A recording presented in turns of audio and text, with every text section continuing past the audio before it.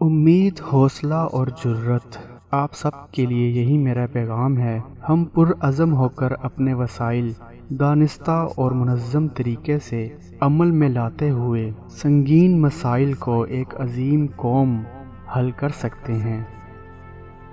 علم تلوار سے بھی زیادہ طاقتور ہے، اس لیے علم کو اپنے ملک میں بڑھائیں۔ کوئی آپ کو شکست نہیں دے سکتا۔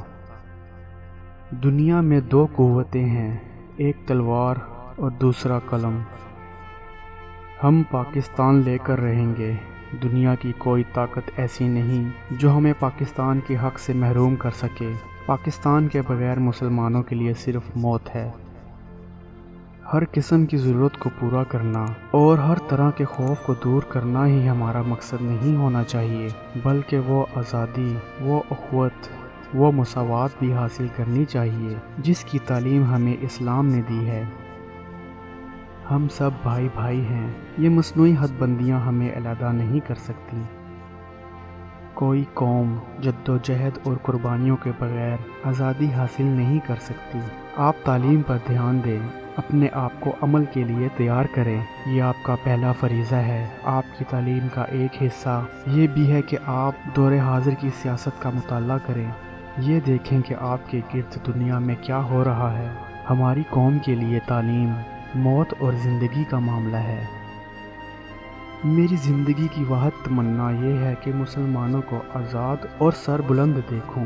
میں چاہتا ہوں کہ جب مروں تو یہ یقین اور اطمینان لے کے مروں کہ میرا ضمیر اور میرا خدا گواہی دے رہا ہو کہ جنہاں نے اسلام سے خیانت اور غداری نہیں کی اور مسلمانوں کی آزادی، تنظیم اور مدافعت میں اپنا فرض ادا کیا۔ اگر ہم اس عظیم مملکت پاکستان کو خوش اور خوشحال بنانا چاہتے ہیں تو ہمیں اپنی پوری توجہ لوگوں اور بالخصوص غریب طبقے کی فلاح و بہبود پر مرکوز کرنی پڑے گی۔ اپنے وطن سے محبت کرنے والی اور وطن کی خاطر قربانی دینے کا جذبہ رکھنے والی قومیں تاریخ کے صفحات میں ہمیشہ عزت وقار کے ساتھ جگہ پاتی ہیں۔ قائد اعظم نے فرمایا، مجھ سے اکثر پوچھا جاتا ہے کہ پاکستان کا طرز حکومت کیا ہوگا۔ پاکستان کے طرز حکومت کا تعین کرنے والا میں کون ہوتا ہوں؟ مسلمانوں کا طرز حکومت آج سے 1300 سال قبل قرآن کریم نے وضاحت سے بیان کر دیا تھا۔ الحمدللہ، قرآن مجید ہماری رہنمائی کے لیے موجود ہے اور تا قیامت موجود رہے گا۔